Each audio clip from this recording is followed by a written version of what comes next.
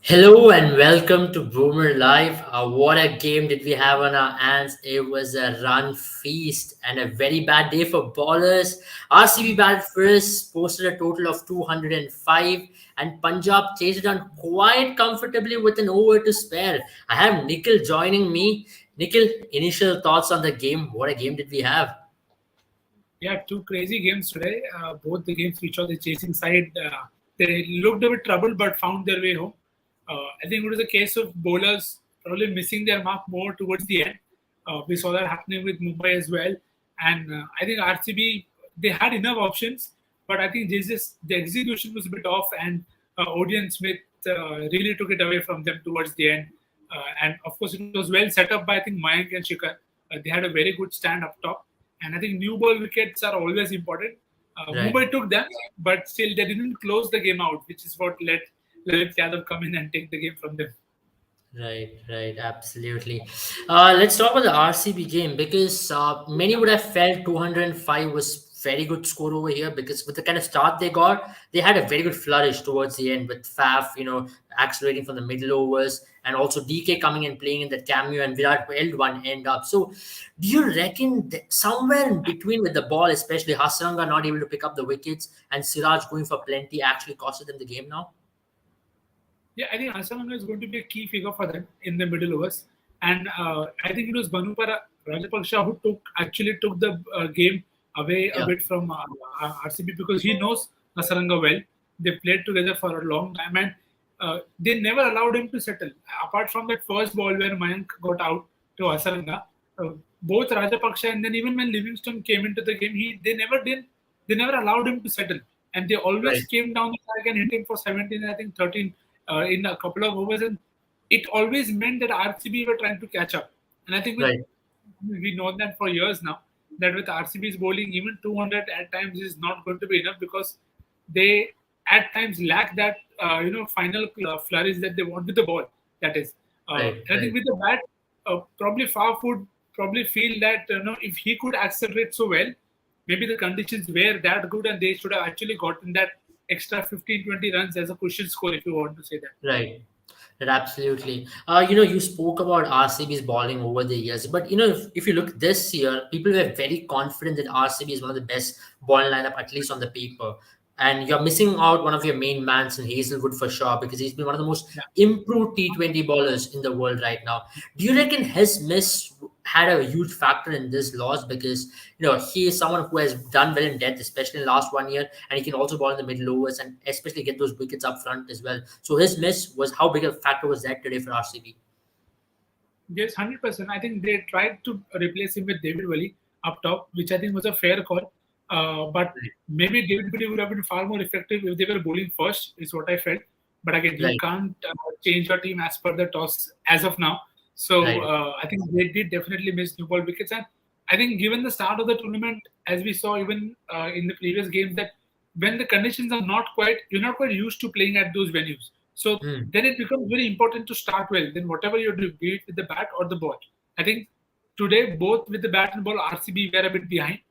Even with the bat, they took their own sweet time in the power play, and with the ball as well, they you didn't see them trouble Dhawan and Mayank much. So you always saw that there was a couple of aerial shots, but there Right, wasn't that bite or what you call that threatening new ball bowling that could actually right. put pressure on Punjab. Right, absolutely. When we talk about, let's go to Punjab's bowling now, and we have to talk about that spell by Rahul Chair. On a flat deck like this, Rahul Chair just going below 6 runs per over, picking up a wicket, and he was controlling the game for Punjab, wasn't he? And he made sure Faf du Plessis and Kohli did not tee off, especially while he was bowling at least. So, how impressed are you with Rahul Chair, at least on that pitch? I think it was an important game for him because he's swapped sides and they Right, Punjab have had good options in Ravi Bishnoi who they cannot hold on to.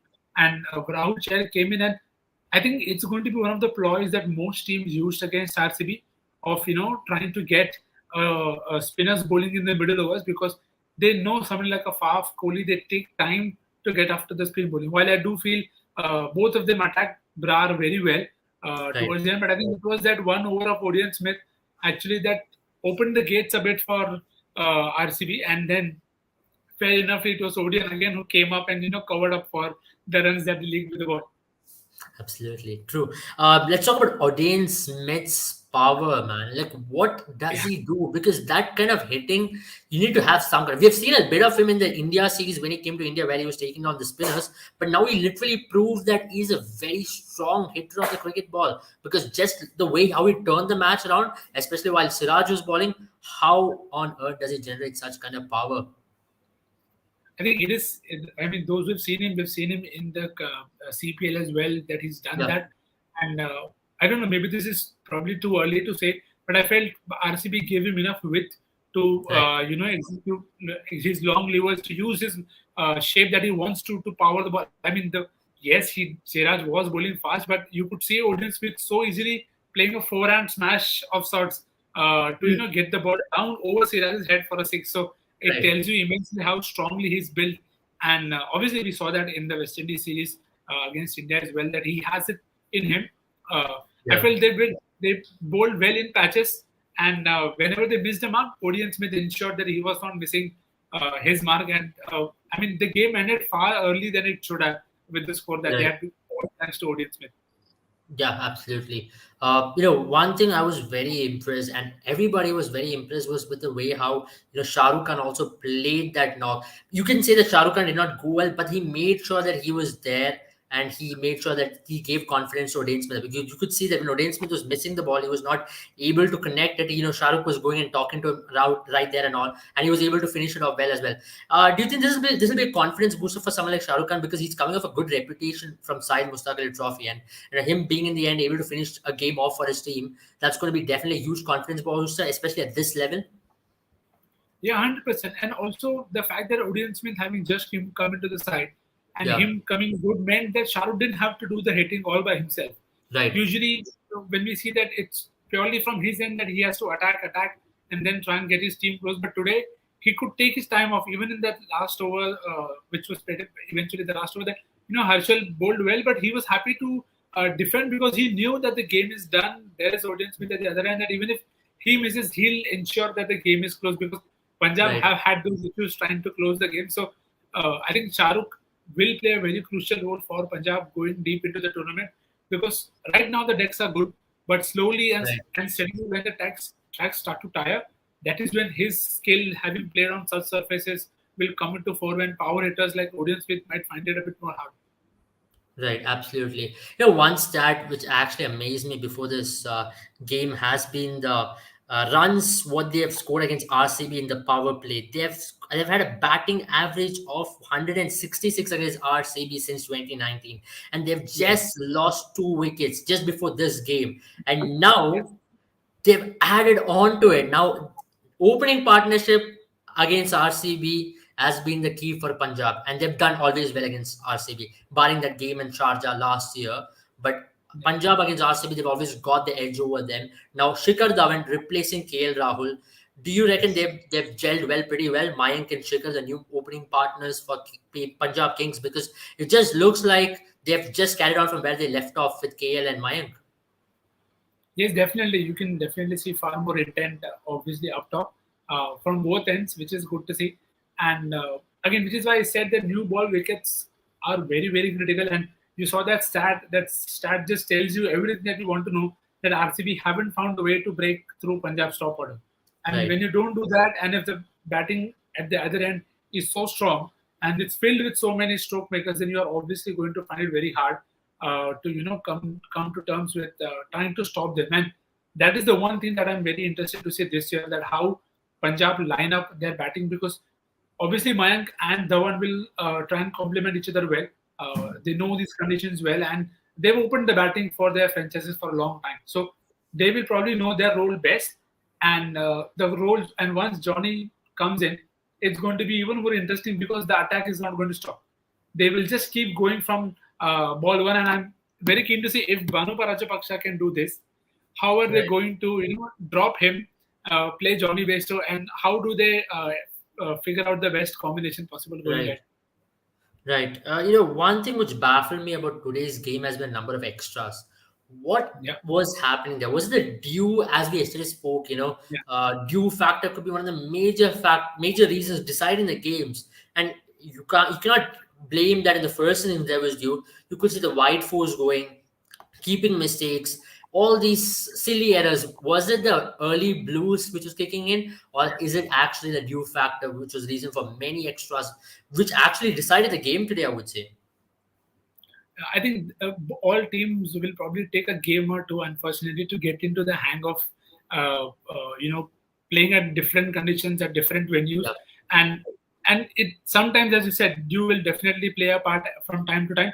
But Right. even today, earlier when we saw RCB bowl that one, he got a good amount of swing, but he started Right. at the wrong line. His right just kept going down the leg side. So Right. I Right. think the more they play, after a couple of games, we should be completely fine.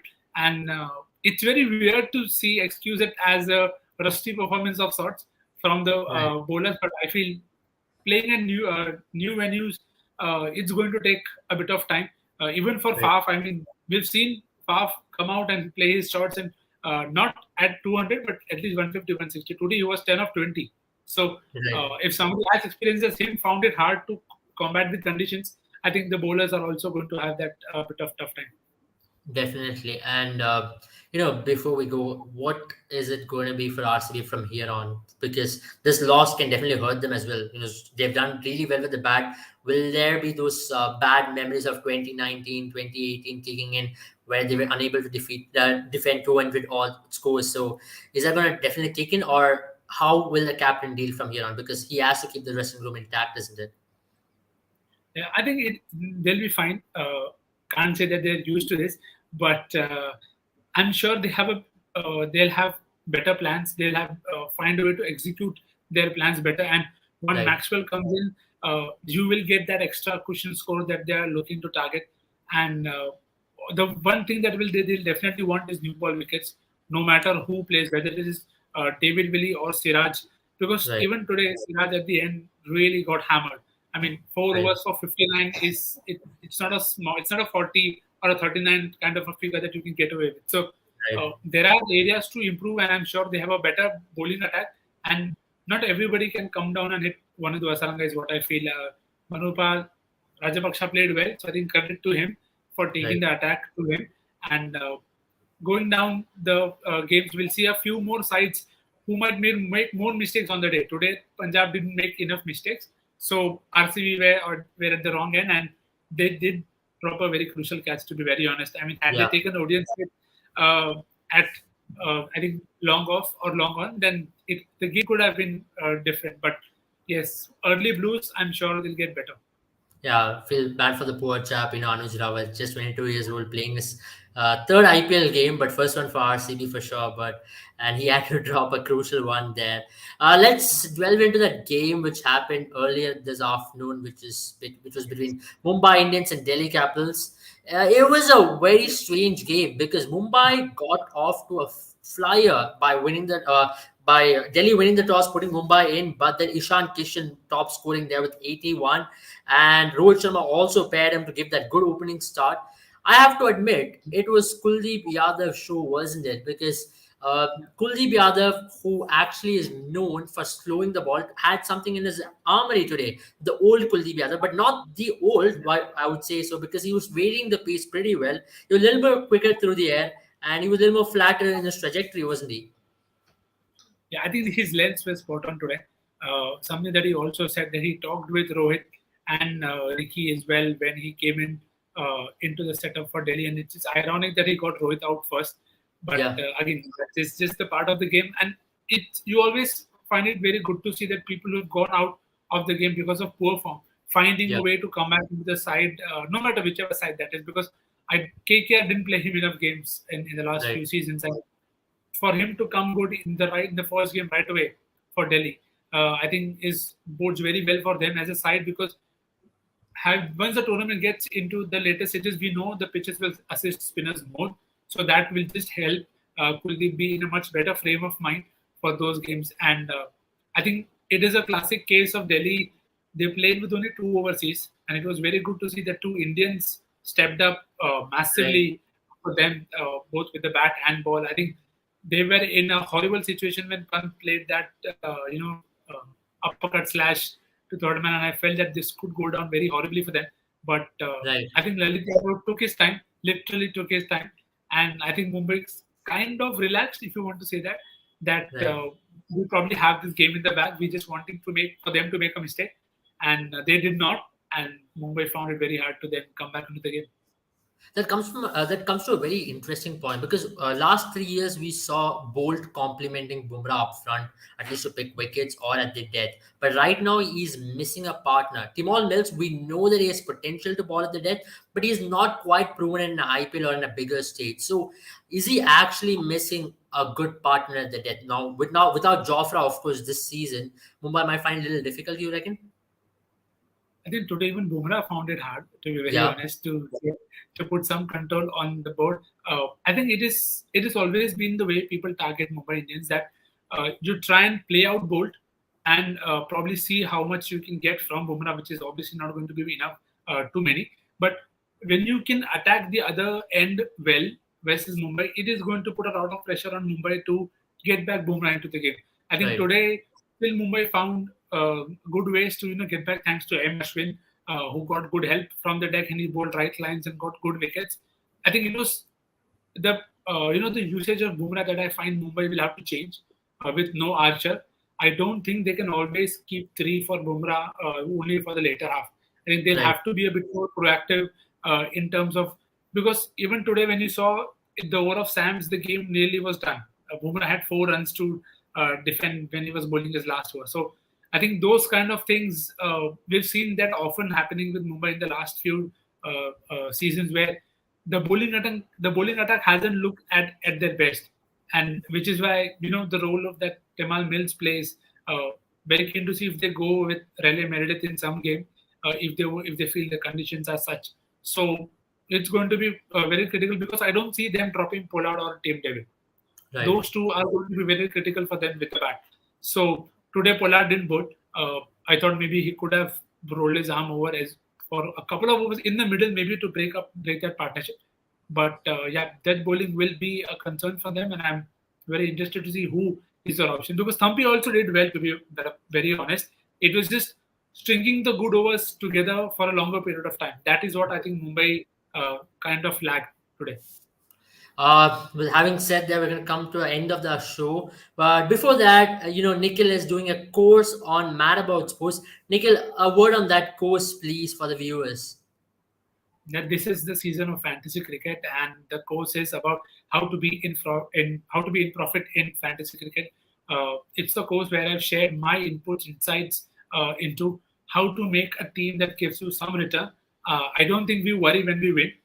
We over worry when we lose. So the point is to ensure we have lesser of those bad days, and we get something back from every team that we make. So that is the course. Do check out. I think it's at a very reasonable price in terms of a long-term investment, and we've already had some very good reviews that it has helped people get good amounts right after, not even a month after having taken that course. So I think it's a very good chance for all of you to please check it out. I'm sure it will be helpful. But yes, let's see. Good luck to all of you after that. Yeah, the link is in the description. You can click it and avail the course right there. And having said that, guys, if you don't want to lose money but only get earnings, go to the Boom 11 app and play the fantasy content. It's a free to play fantasy, and you can win prizes worth up to $5,000 this IPL season. So do not forget that. And you're gonna have Nikhil to give you some expertise on that through the course of this IPL as well. Nikhil, tomorrow we'll be definitely talking about your fantasy strategies going into the GT versus LSD, the newbies game. So we'll have him tomorrow. Thank you guys for joining. Thank you, Nikhil. It was wonderful insights. I'm sure that you viewers enjoyed it. Good night and have a good day. Good night, guys. Have a good day.